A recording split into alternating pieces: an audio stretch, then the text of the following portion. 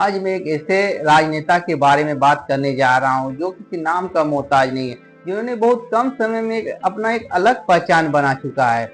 जो आज बिहार ही नहीं पूरा भारत में वो अलग अपना पहचान बना चुका। उन्होंने पूरा बिहार में आपका 3000 किलोमीटर का पैदल यात्रा निकाला और गांव से लेके शहर तक अपना सभी आदमी से वो भेंट करके एक अलग पहचान बना चुका है। तो चलिए मैं शुरू करने जा रहा हूँ प्रशांत किशोर का पूरा लाइफ स्टोरी। उससे पहले आप मेरे चैनल को लाइक और सब्सक्राइब जरूर कीजिएगा, जिससे मुझे मोटिवेशन मिलेगा। तो प्रशांत किशोर का जन्म 1976 को बिहार के सासाराम जिले में हुआ और उनका पिताजी आपका श्रीकांत पांडे जो पैसे से एक डॉक्टर थे और उनका माँ आपका सुशीला पांडे जो आपका एक गृहिणी थी। तो प्रशांत किशोर बचपन से ही पढ़ने में काफी तेज थे। तो उनका पिताजी डॉक्टर थे तो उस हिसाब से उनका आपका ट्रांसफर होते रहता था। तो उनका ट्रांसफर हो गया बक्सर जिला में और उन्होंने अपनी शुरुआती पढ़ाई बक्सर जिला में ही किया। पढ़ने में काफी तेज होने के कारण वो एक उनका सिलेक्शन आपका यूएन में आपका सेक्टर में उनका हो गया। उन्होंने 8 साल तक वहां पे काम किया। उसके बाद एक अलग पहचान बना चुका।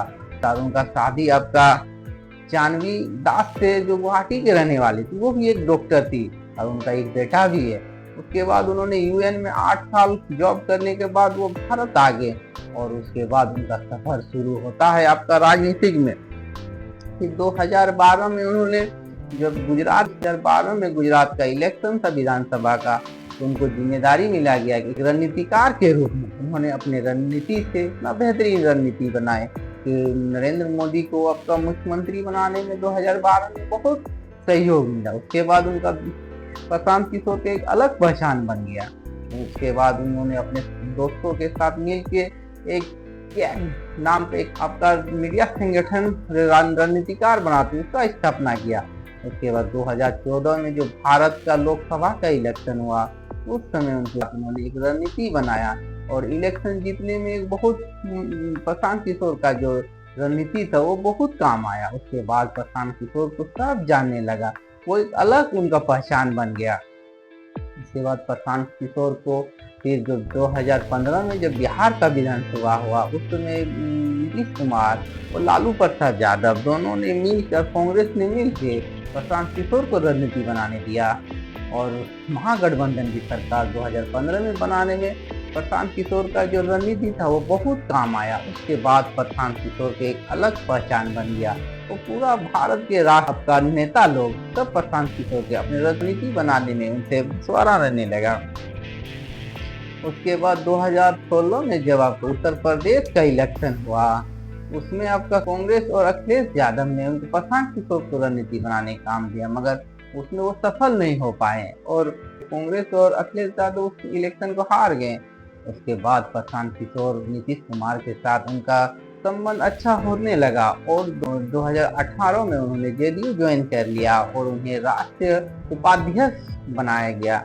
फिर वो नीतीश कुमार के करीब हो गए और नीतीश कुमार के हर रणनीति में अपना सहयोग देने लगे और अलग पहचान बन गया। उसके बाद उन्होंने 2021 में उन्होंने पश्चिम बंगाल इलेक्शन जो काफी हाई वोल्टेज इलेक्शन था, उसमें भी प्रशांत किशोर ने अपने रणनीति से ममता बनर्जी को जिताने में काफी सहयोग किया। उसके बाद उन्होंने डीएमके तमिलनाडु का जो इलेक्शन हुआ 2021 में विधानसभा, उसमें भी उनका रणनीति बहुत बेहतरीन काम करने लगा और नीतीश कुमार के साथ उनका जो दोस्ती बढ़ने लगा और जेडीयू के एक बहुत बड़ा नेता बन गए। उसके बाद कुछ अनबन होने के कारण उन्होंने 2022 में आपका जेडीयू छोड़ दिए उन्होंने और उन्होंने अपना एक अलग पार्टी बनाने का निर्णय लिया और उन्होंने जो रणनीति बनाने का जो ये था वो भी छोड़ दिए। उसके बाद उन्होंने फैसला लिया कि मैं पूरा बिहार यात्रा निकालूंगा, सभी जनता से मिलूंगा।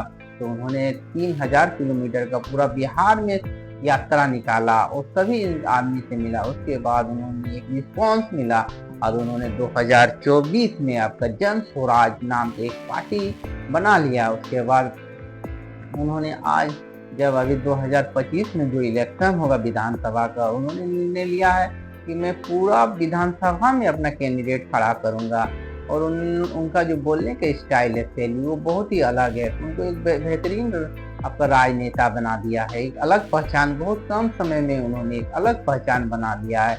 तो बिहार का इलेक्शन है, नज़दीक है, तो वो भी उन्होंने डिसीजन लिया है कि पूरा बिहार में मैं अपना कैंडिडेट खड़ा करूँगा। तो उनका जो शैली है वो अलग है बात करने का, और बहुत मीडिया में भी वो बात करते हैं तो शानदार बात करते हैं। तो देखिए, प्रशांत किशोर का सफ़र आपका यूएन से लेके रणनीतिकार से लेके एक राजनेता तक, जो इंसान हुई है कि हम लोग भी कोई चीज़ ठान लीजिए तो जब तक आपका सक्सेस ना मिल जाए तब तक नहीं छोड़ना चाहिए। तो प्रशांत किशोर भी सोचिए, उस समय यूएन में ही सेटल हो जाते तो आज इतना बड़ा नेता नहीं बन पाते। इसी तरह हम लोग को भी कुछ मिल जाने के बाद अपना जो एम है बड़ा, उसको हमेशा सोचते रहना चाहिए, उस पर कोशिश करते रहना चाहिए, वो एक दिन जरूर सफलता मिलेगा। Thank you.